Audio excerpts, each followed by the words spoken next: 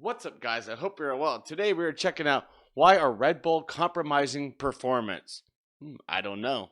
They'll tell us though, won't they? It may not feel like it sometimes with the way they've dominated the 2023 season so far, but Red Bull had to be deliberately methodical to overcome their shortcomings. The energy drink suppliers have had to deal with the lowest amount of wind tunnel time as reigning champions on the sliding aerodynamic testing regulation scale, combined with a further 10% reduction due to their cost cap breach in 2021 that lasts until October 2023.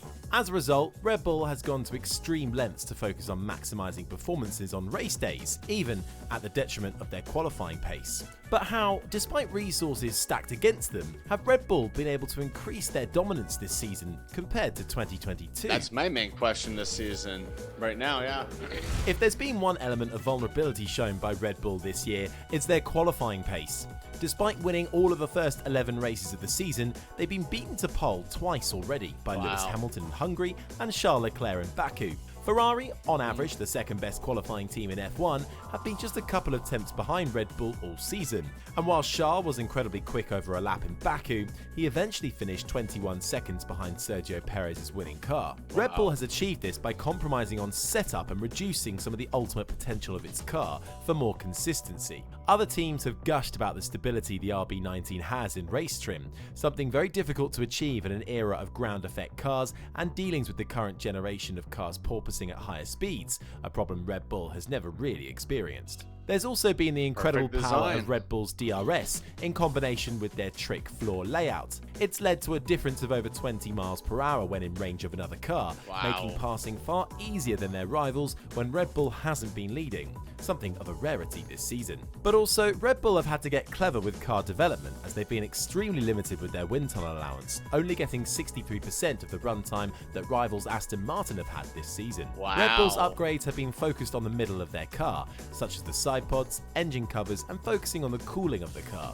And according to the rulebook, testing aerodynamic parts purely based on cooling does not count against the ATR allowance. It's not an accident or a loophole, it's how the regulations were written, and Red Bull's been clever in taking full advantage of their limitations. And of course, car setup itself has played a huge role in how Red Bull has achieved such a drastic contrast in form between Saturday and Sunday. They've often had to add understeer into the setup of their cars to help protect the tyres, making the car unbalanced on the limit in qualifying. Being clever and decisive with development time is a key fundamental for success in F1, and with F1 Manager 2023, you'll have to do just that. You can take charge of any of the 10 official F1 teams and drive them to success. With stunning upgraded visuals, you can see the on-track action unfold like never before. I mean, look how good Las Vegas looks through the new visor cam. You'll get to race at every track on this year's calendar and take on the added challenge of navigating the 6 F1 sprint events throughout the season. It's not just driver tactics and strategy that make the difference on race day. The new sporting director role allows you to focus your pit crew training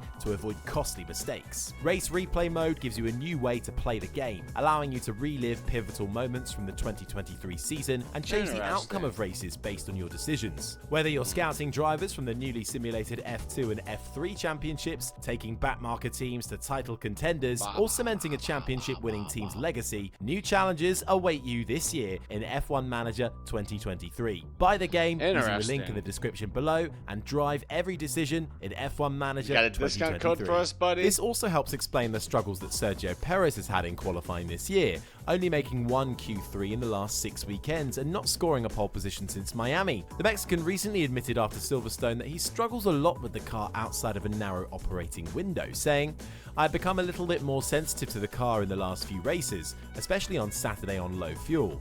We have some ideas, but we operate in such a small window of detail that it's just that we need a strong Saturday. The positive thing is that the pace is there on Sundays, but we just have to sort out and have a clean weekend because the pace is there."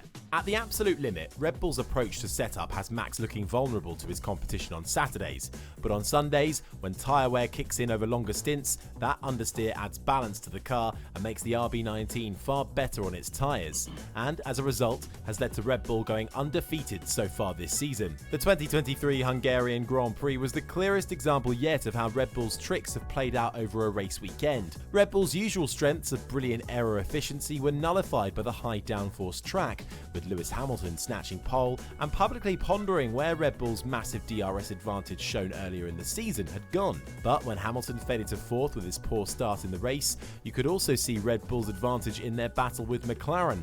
In the early stages, Oscar Piastri stayed within a couple of seconds of Verstappen, but as the tyre degradation kicked in later on in the stint, Piastri faded fast as the Red Bull was able to better manage its tyres, and Verstappen had a 9-second advantage by the time the first round of pit stops came around. Lando Norris knew the writing was on the wall, saying, "They're not massively quicker over a lap, it's just tyre degradation." Red Bull has used their setups and upgrade packages to compromise when needed and take full advantage of the incredible strengths of the RB19 on race day.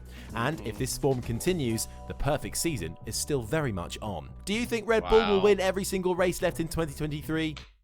That's a good question right there at the end. Well, do you? Do you think they're going to win them all? At this pace, at the time of this recording, 13th of September, I'm going to say, yeah.